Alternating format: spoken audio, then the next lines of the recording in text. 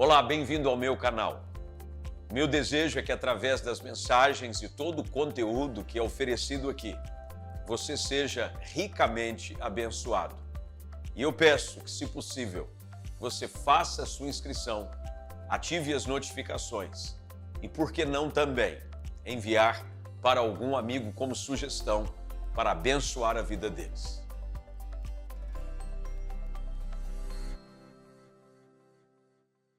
No primeiro livro dos Reis, capítulo 17, nós vamos ler a partir do verso 1, que diz assim: Elias, que era de Tisbe, em Gileade, disse ao rei Acabe: Tão certo como vive o Senhor, o Deus de Israel, a quem sirvo, não haverá orvalho nem chuva durante os próximos anos, até que eu ordene.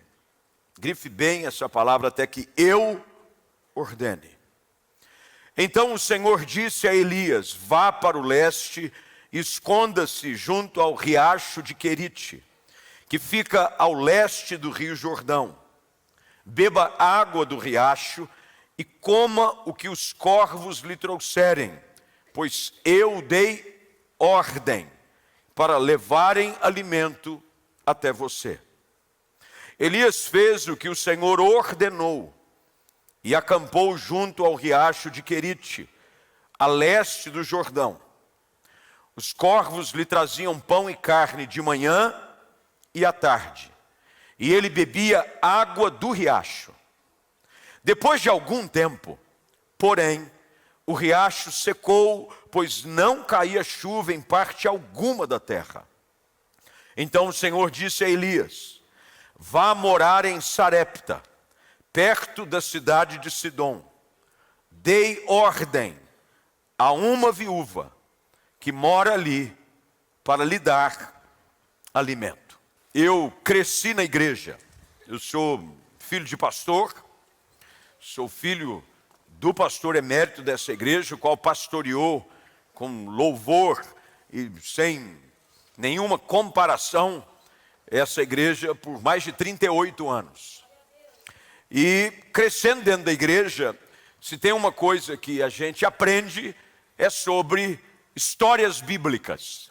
Eu cresci vindo em escola dominical, eu cresci aprendendo e decorando versículos, e ouvindo muito sobre os heróis da Bíblia, os heróis da fé. Eu não sei quantos pais têm o hábito, se você é cristão, evangélico, acima de tudo, de gastar tempo ensinando os seus filhos sobre histórias bíblicas. Histórias bíblicas têm o poder de abrir o entendimento dos nossos filhos para que eles possam aprender a respeito daquilo que Deus fez no passado, para que eles possam continuar crendo que Deus fará no presente. Afinal de contas, Ele é o mesmo ontem, Ele é o mesmo hoje, Ele vai ser para sempre. E eu aprendi sempre muito sobre histórias bíblicas.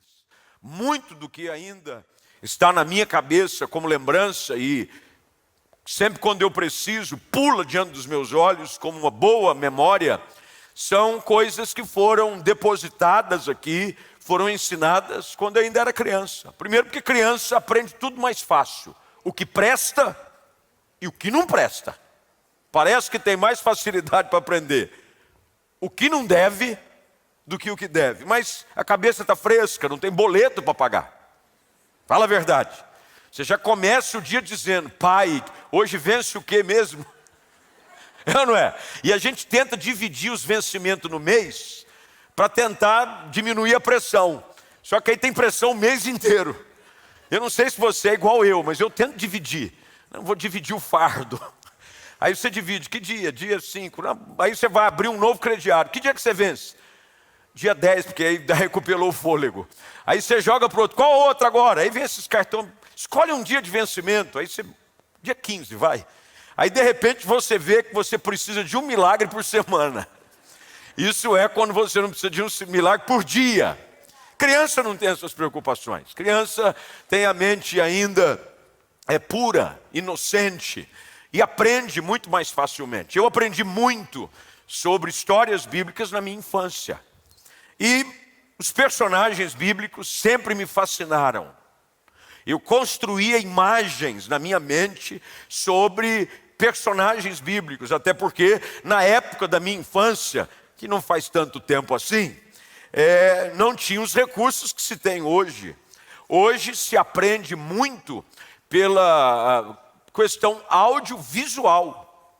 Hoje a visualização, quando você aprende por visualizar, porque hoje tudo é dinâmico, você vê vídeo, qualquer lugar que você vai, as crianças estão aprendendo a mexer no celular, estão assistindo um vídeo pelo YouTube, vídeo de algum lugar. Na minha época não tinha nada, a terra era sem forma e vazia, e o Espírito de Deus pairava sobre a face das águas. Não tinha, tinham poucos recursos. Até mesmo na escola dominical, os professores tinham que ter uma criatividade fantástica, porque não tinha nada. Então, muitos professores buscavam recursos para ensinar. E, como criança, você tem que exercitar a sua imaginação. Então, eu imaginava como era Davi. Porque a Bíblia não traça muito sobre detalhes físicos de personagens bíblicos. Já notaram isso ou não? Sabe-se apenas que Davi era um menino que tinha os cabelos vermelhos. Provavelmente ele era ruivo, sardentinho. Sabe aqueles ruivinhos sardentinho? E a gente começa a imaginar como era Golias. Você imagina um menino ouvindo a história de um gigante de quase 3 metros de altura. Aí você fica imaginando os personagens, histórias bíblicas. Mas de todos esses, um que sempre me fascinou foi o profeta Elias. Como é que um homem, primeiro, não morre? Não morreu? Como assim? Ele não viu a morte. Ele foi arrebatado, foi trasladado ao céu. Subiu num redemoinho. Como acontece isso? Um homem que vivia realizando coisas sobrenaturais. Até porque a história dele começa da maneira como lemos. Não se sabe muita coisa da origem de Elias. Nada. Sabe-se apenas da região que ele era. O texto começa com a leitura que tivemos, que diz exatamente isso. Elias, que era de Tisbe, em Gileade. Não sabe quem era o pai dele, não sabe quantos anos ele tinha, não sabe nada, só sabe que ele apareceu. Sabe aquelas pessoas que de repente estreiam na vida? Porque tem gente que se acha tanto que diz: que dia que você nasceu? Eu não nasci, eu estreiei. Elias estreou. Ele estreia num dos momentos mais complexos da história de Israel.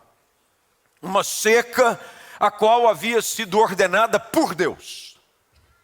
Deus havia decidido que fecharia as comportas do céu e não cairia sequer orvalho, que nada mais é do que o sereno da noite. Não cairia pelos próximos anos. Mas não à toa Deus decide isso. Essa é uma decisão que foi levada por uma atitude de idolatria do povo. Acabe, que era o rei, havia colocado sobre a nação cultos pagãos.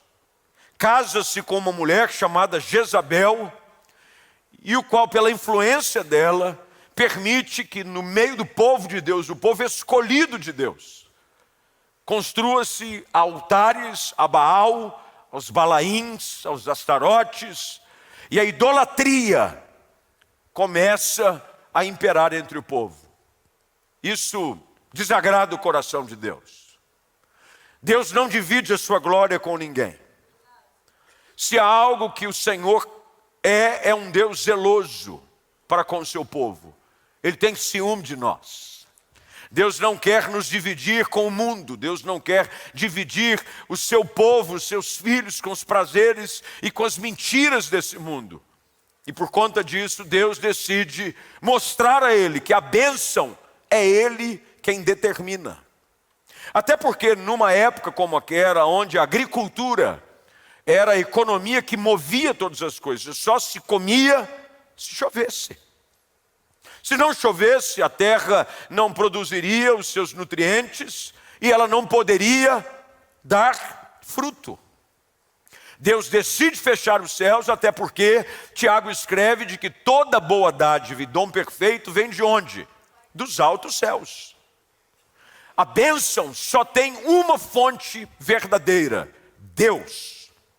Se Deus decidir fechar as portas sobre alguém, você pode se debater, você pode suar a camisa, você pode fazer o que quiser, porque o salmista afirmou que se o Senhor não edificar, você vai trabalhar em vão.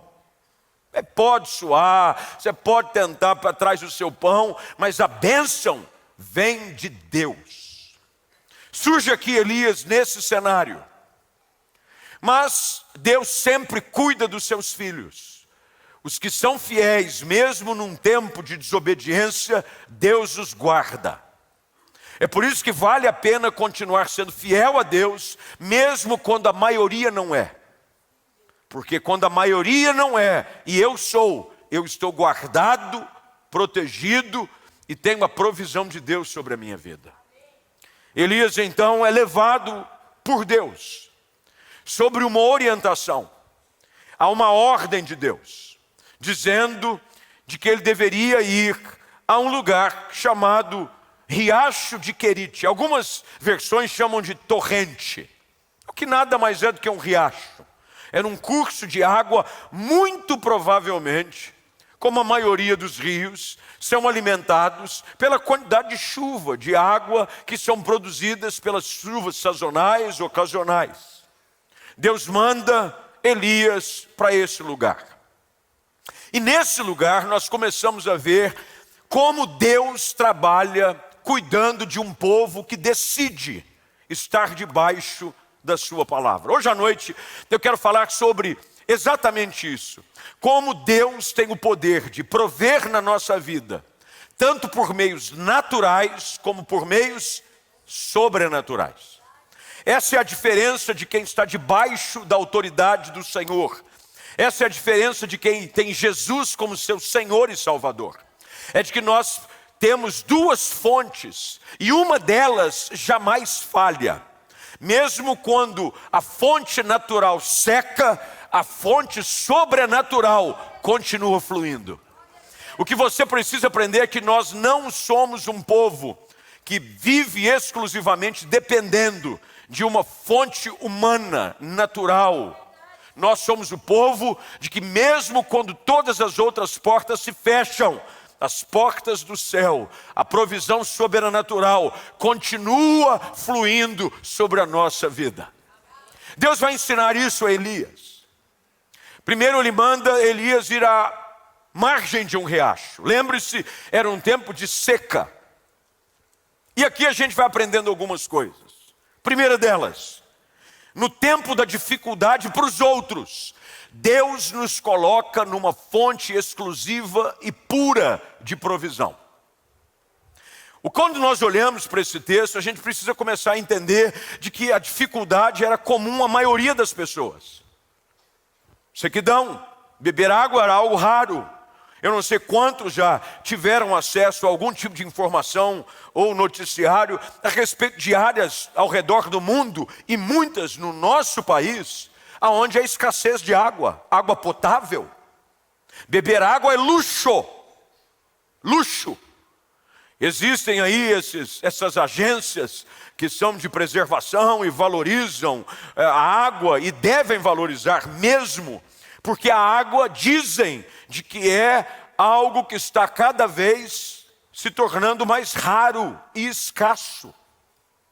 Numa das minhas idas a Israel, eu descobri que Israel se transformou nas grandes referências em poder purificar água do mar, água dessalinizada. Tanto que quando você vai a Israel e você toma água nas garrafas, está escrito água dessalinizada. A água tem um gosto esquisito, porque eles pegam a água do mar, tiram o sal dela, porque é uma região, na sua boa parte, desértica. Agora, a região já era desértica, mas o texto diz que nessa ocasião em especial, Deus manda fechar os céus. Ele diz: não vai chover mais. Mas ele manda Elias junto a um riacho. Nós precisamos aprender algo com essa história. Esse texto está registrado aqui para que Deus possa ensinar a mim e a você, você que está online, nos acompanhando em algum lugar, você que está aqui presente, de que há um Deus que mesmo quando o cenário se torna adverso, Ele sabe nos conduzir a um lugar aonde a provisão natural vai suprir as suas necessidades. Imagina você beber água fresca todo dia. Eu não sei quantos já tiveram essa experiência de beber água direto da fonte. Nós temos um acampamento, a igreja fica em Serra Negra. E eu, como disse, cresci dentro da igreja. E na época de que a terra era sem forma e vazia, em que eu ia no acampamento com criança, porque cresci praticamente dentro do acampamento, havia uma bica de água. E ela era uma fonte, a gente chamava de bica mesmo. Vinha uma água que descia das montanhas e ela nascia, ela brotava. Num ponto específico tinha uma goiabeira, assim, em volta da bica. E a gente ia lá, comia goiaba com bicho, porque goiaba com bicho faz bem. O bicho sobreviveu, você vai sobreviver também. Então se comia aquelas goiaba silvestre mesmo, não é essas goiaba Nutella. Hoje pegam umas frutas que não tem gosto de nada. Não é verdade, gente? Eu acho que o que dava o gosto era o bicho. Você comia um negócio, nossa, que meio crocante. Era sabor diferente. E nós íamos ali comer uma goiaba e descia um fio de água. E nós íamos beber água, a água vinha gelada, pura, sem nenhum aditivo, sem nada para tentar purificar, sem nenhum cloro, sem nenhum tratamento, que é feito com todo louvor nas grandes cidades para que a água chegue com mais qualidade. Era água pura. Eu bebia, me lembro quando criança, e você pegava e levava as mãos sem medo de ser feliz. Elias está aqui gozando dessa experiência no momento onde a maioria está atrás de uma gota d'água. Elias é colocado junto a um riacho de água pura. Eu preciso entender de que há um Deus que cuida de nós nos nossos momentos mais difíceis. No momento de dificuldade para a nação, no momento de dificuldade econômica, no momento onde você às vezes está dizendo: Deus, onde é que eu vou ter a provisão para suprir essa necessidade, para colocar pão sobre a minha mesa, para vencer mais esse mês? Nós aprendemos com a história de Elias, de que há um Deus que ordena, dá direção e tem um abrigo seguro para o seu povo. Era um fornecimento exclusivo. Ninguém mais bebia água dessa fonte, só Elias. Meus irmãos, há uma fonte exclusiva de Deus para nós. Deus vai nos levar a lugares naturais, há uma porta de emprego que Deus vai abrir. Há uma oportunidade que Deus vai te dar. Deus leva Elias a um riacho de água pura. Nós vemos aqui uma provisão natural. Afinal de contas, água fluir de um riacho e de uma fonte é normal, ou não? Normal. Há várias fontes de água nascentes. Tem muitos lugares onde você compra áreas e você quer construir e ampliar as benfeitorias, e os departamentos responsáveis da cidade encontram, identificam algumas nascentes. Não, aqui é a área que o termo técnico é APP, é área de preservação. Por quê? Porque aqui tem uma nascente. Isso é muito comum, tem muitos lugares. Agora, Deus sabe nos levar ao lugar da provisão natural que ninguém consegue encontrar. Eu creio nesses dias que Deus vai conduzir-nos a lugares específicos para uma provisão de que nós às vezes não sabemos que existe, mas ela estará lá diante dos seus olhos. Você vai ter água fresca, você vai ter nutriente, porque olha, se tem uma coisa que o homem não consegue ficar mais do que 3 dias sem, é água. Por isso que jejum Você não jejua água. Você faz abstenção de alimento. Mas água, não mais que 3 dias, você desidrata. Você tem um problema de desidratação e morre. Tem uma parada cardiorrespiratória. Você começa a desfalecer. O que nós aprendemos nessa história é de que quando tudo ao nosso redor está seco, Deus nos leva a uma fonte natural de água fresca. Água fresca. Tem água fresca para você nessa noite. Sabe aquele copo gostoso, gelado, que você olha transparente? Aquela fonte límpida. Aquela das marcas chique que tem por aí. Eu não estou dizendo aquelas águas que você abre, o lacre já está arrebentado. Você diz, oh Deus, onde encheu? Na fonte. Qual é a fonte? Torneira lá em casa. Não, eu estou dizendo aquelas fontes assim, em que alguma... Essa aqui é boa também. Eu já fiz propaganda dessa água, mas eu tirei o rótulo, porque ninguém me dava nenhuma garrafa de graça. Mas essa é boa, chama Ibirá. Essa água é boa, vou tomar um pouquinho inclusive. Mas melhor do que essa água, é a água de que o Senhor tem para nos oferecer. Mais do que fisicamente, mas também na pessoa de seu Filho Jesus Cristo. Lembra-se do que Jesus disse para a mulher samaritana junto ao poço? Se você beber da água que eu lhe der, você nunca mais terá sede. Mas há uma segunda provisão aqui. A segunda provisão que nós encontramos no texto é uma provisão sobrenatural. Como assim, pastor? Bem, tirar água de riacho, normal.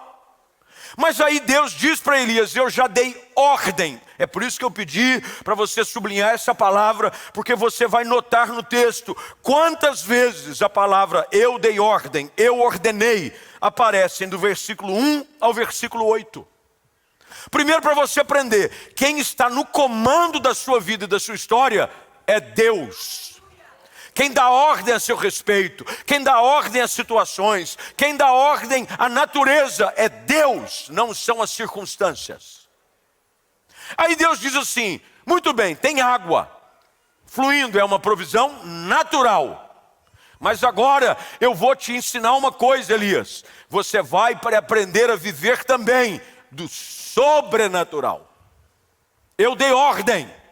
Verso de número 4, ele diz, beba a água do riacho e coma o que os corvos lhe trouxerem, pois eu dei ordem para levar alimento até você. Meu irmão, a água do riacho vai. Agora, corvo, trazendo sanduíche, não faz sentido. Você imagina todo dia, de manhã e de noite, pão com carne. Vem um corvo.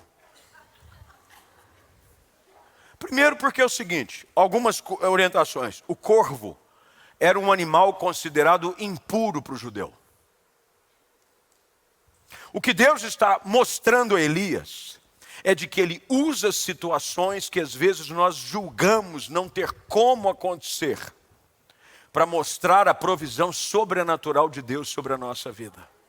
Uma coisa é você beber água do riacho, outra coisa é você com hora marcada ficar olhando para o horizonte e esperar o delivery celestial. Vem o iFood gospel. iFood, eu acho que o corvo tinha uma mochilinha nas costas. E ele pediu código de confirmação para Elias. Provisão não é natural. Você vê um corvo de manhã e de noite trazer um sanduíche, pão com carne. De manhã e à noite. De manhã e à noite. E aqui o que Deus quer nos ensinar é de que além da provisão natural, Deus vai fazer coisas incríveis e extraordinárias para prover as suas necessidades. Haverão coisas que você não vai ter como explicar. Mas como explica? Não tem explicação. É algo de Deus. E quando Deus decide agir de forma sobrenatural, ninguém consegue explicar. Deus vai fazer. Deus vai fazer. Deus vai fazer aquele cara que não vai com a tua cara no trabalho. É o corvo. Ele não vai com a tua cara. Ele é ímpio, ele fala mal de igreja, ele mete o pau nos crentes, mas lá no seu trabalho, Deus vai usar ele para falar bem de você, para indicar seu nome para uma promoção, para um aumento de salário. Aí você diz, mas isso não é natural. Não é, porque as coisas de Deus são assim, são sobrenaturais. Como que é natural um menino com uma pedra na mão, lutando contra um gigante bem armado e protegido, derrubar aquele que era o herói dos filisteus com uma pedrada? Sobrenatural. É assim que Deus faz. Como é que no meio de uma manhã, aonde na noite anterior tenta-se pescar, pescadores experientes não pegam nada, aí Jesus diz, vai com o barco um pouco mais para o fundo. Mas é de dia ninguém pega nada. Joga a tua rede e de repente uma pesca maravilhosa, sobrenatural. O que Deus está ensinando Elias, o que Deus quer que você aprenda, e você que está em casa também, é de que há recursos sobrenaturais que Deus vai disponibilizar para você. O texto diz que Deus deu ordem. Meu irmão, quando Deus ordena, ninguém pode impedir. Agindo eu, quem impedirá? Deus vai dar ordem sobrenatural sobre a sua história. Você não vai ter como explicar. Vão te chamar para um depoimento. Você vai tentar dar testemunho. O testemunho vai ficar sem pé, sem cabeça. Você vai, como é que foi? Não sei. Lembra daquele cego de João capítulo 9? Ele nasce cego. Os discípulos dizem, quem pecou para ele ter nascido assim? Foi ele, foi os pais. Jesus disse, nenhum nem outro. É para que se manifeste nele a glória de Deus. De repente, o milagre acontece de uma forma esquisita. Deus passa saliva com terra no olho do cara, manda ele se lavar. E de repente os religiosos tentam buscar um testemunho do cara. Como é que se agora, antes era um cego mendigo, e você está enxergando? Qual o testemunho dele? Não sei o que aconteceu. Um cara chamado Jesus mandou eu fazer isso, estou vendo. Não tem lógica, porque essa é a ação do sobrenatural de Deus. O sobrenatural, vinha corvo voando, era uma revoada de corvo. Deus vai fazer com que o sobrenatural te alcance. E a gente aprende aqui na história de que num certo momento, verso de número 7, depois de algum tempo, o riacho, que era a provisão natural, secou. Você sabe que às vezes a gente tem uma porta aberta e a gente acha que a bênção de Deus está ali. E depois de algum tempo essa porta se fecha. É um emprego, é um momento na vida, é um vento favorável. E você está bebendo da água e você acha que você só vai ser feliz, se você só vai ser cuidado enquanto fluir água daquela fonte natural. Aí Deus vem e mexe na situação. O texto diz de que depois de algum tempo, o riacho seca. Não caía chuva em parte alguma da terra. Como eu disse, muito provavelmente, o riacho era alimentado por alguns afluentes. E aí então Deus vem de novo.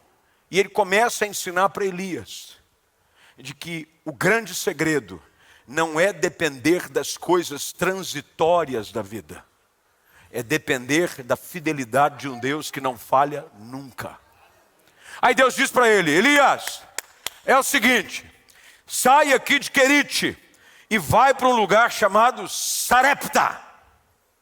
Eu já dei ordem para que uma viúva que mora ali te dê alimento. Meus irmãos, deixa eu explicar uma coisa básica.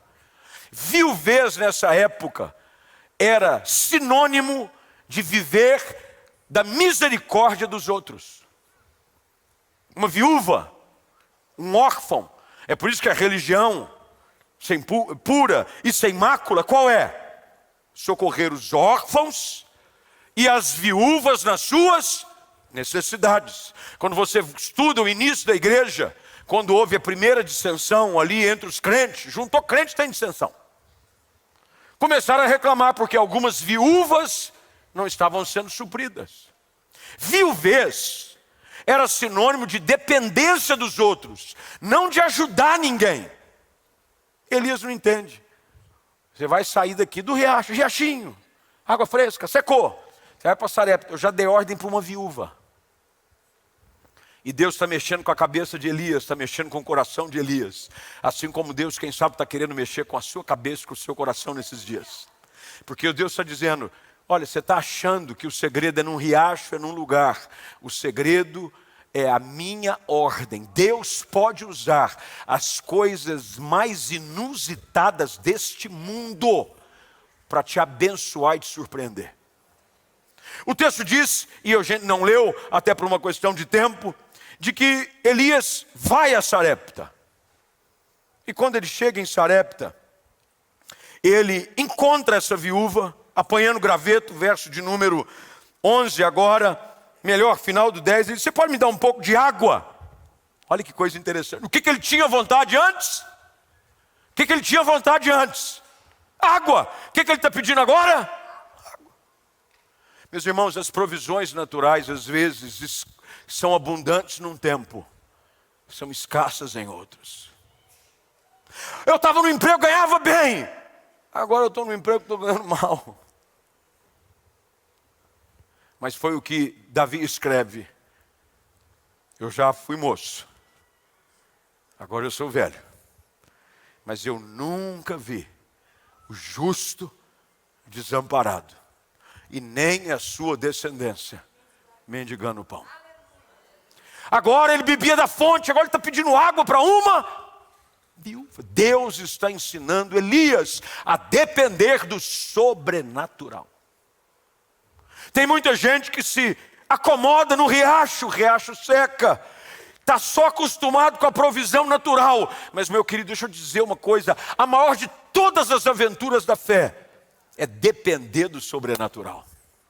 É quando você vê o Deus que traz à existência as coisas que não existem. Quando não tem nada, Deus dá uma ordem e muda aquilo que aparentemente faz sentido. Deus usa as coisas loucas desse mundo para confundir as sábias. Deus vem e dá uma virada no negócio. Mas como? Deus faz.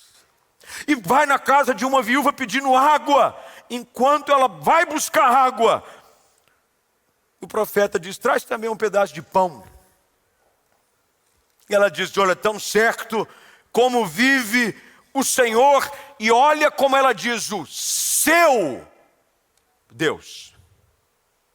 Ela não diz o meu Deus.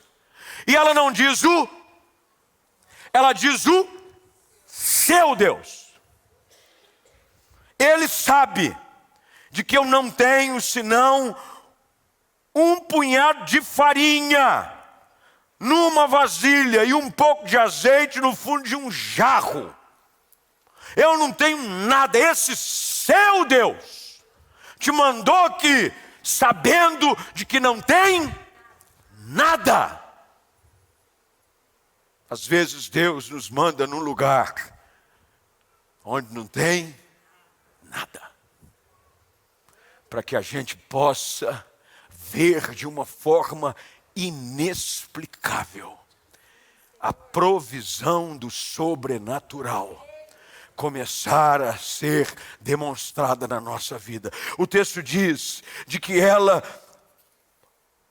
reclama, vou preparar uma última refeição, vou morrer, eu e meu filho. Elias diz para ela, não tenha medo, minha filha. Faça o que acabou de dizer, mas primeiro, faça um pouco de pão para mim. Elias está confiando na palavra de Deus para ele, não na sentença de morte da mulher, nem do lugar onde ele está. Vai, porque Deus me mandou aqui, dizendo que Ele deu ordem para você me alimentar. Faça o que Deus disse, e Deus vai surpreender, não só a mim, mas você também. O texto diz que essa mulher foi, e depois que ela segue a orientação, porque a palavra de Elias é, sempre haverá farinha na vasilha e azeite no seu jarro, até o dia em que o Senhor enviar chuva. Enquanto não voltar a provisão natural, nunca falhará a provisão sobrenatural. Enquanto não voltar a natural, enquanto o rio não voltar da água, enquanto a terra não voltar a brotar, o natural não for real, o sobrenatural vai ser presente na sua vida. Para terminar, eu vou te dar só uma orientação do que aconteceu com o povo na saída do Egito até conquistar a terra prometida. Não havia provisão natural, não havia água no deserto, Deus fazia brotar água de onde? Da rocha. Não havia alimento, Deus fazia toda manhã cair o quê? Maná. E depois, codornizes. Agora olha que coisa interessante. Quando o povo cruza o Jordão, sai da terra da sequidão e ocupa a terra onde manava leite, o que acaba na hora? O maná deixa de cair. Enquanto não houver provisão natural, a sobrenatural não vai faltar. Você precisa aprender um Deus que age em duas frentes constantes. Quando Ele diz aqui fechou, é porque Ele quer que você aprenda a depender mais do sobrenatural. Quando o sobrenatural diminuir, volte para o natural. Mas em todas as duas frentes, não se esqueça, é Deus quem está cuidando de você. Eu não sei se você hoje está precisando de uma ação sobrenatural. Eu não sei se você hoje está bebendo do riacho, se o riacho está começando a secar. Dia desses eu ouvi uma pessoa me dizer: pastor, eu entrei num plano de demissão voluntária numa empresa. Havia um corte e eles me fizeram uma proposta. E eu consegui juntar todas as minhas economias. E eu fiz um plano para viver durante algum tempo sem um serviço, sem conseguir nada. Eu distribuí, sabe, as minhas despesas. Eu tinha tanto para pagar de moradia, de comer, sem nenhuma ostentação, sem gastar de uma forma indisciplinada. Não, eu coloquei. Mas pastor, esse é o último mês. Eu só consigo manter a minha casa com o que eu recebi do plano de demissão voluntária mais um mês. E eu não tenho nada em vista. O que eu faço? Continue dependendo de Deus. O tempo foi passando. Um dia eu encontro com ele. Ele diz assim para mim: pastor, tenho uma notícia para te dar. Eu falei: já sei. O que foi? No dia seguinte que terminou o seu recurso, uma porta se abriu. Isso é evidente? Eu falei: não, mas eu conheço a palavra de Deus. E a palavra de Deus sempre é verdadeira. E ela não falha nunca. Pastor, parece que foi assim. Ele usou essa expressão: parece até que estava tudo combinadinho. Eu falei: parece não, estava. Deus permitiu você viver da fé. E quando a provisão acabou, o sobrenatural cessou. Houve novamente o riacho voltando a brotar na sua vida. Nós precisamos aprender a viver das duas coisas. Eu não sei qual é a sua necessidade nessa noite, mas de uma coisa eu sei: o Deus que faz coisas naturais e sobrenaturais acontecerem está aqui nessa noite. E Ele quer fazer riacho brotar na sua vida. Ele quer fazer provisão dos céus de uma forma inexplicável e às vezes preconceituosa. O corvo trazer comida para um judeu, não como. O senhor disse que isso é impuro, como é que eu vou comer? Nunca rotule a maneira de Deus agir. Deus vai agir. Ciro, o rei da Pérsia, ímpio, foi quem Deus usou para tirar o povo do cativeiro e devolvê-lo à terra. Deus usa as coisas mais absurdas para cuidar de nós. Ele move céus e terra para prover e cuidar do seu povo. Tem sido assim até agora, não vai ser diferente com você.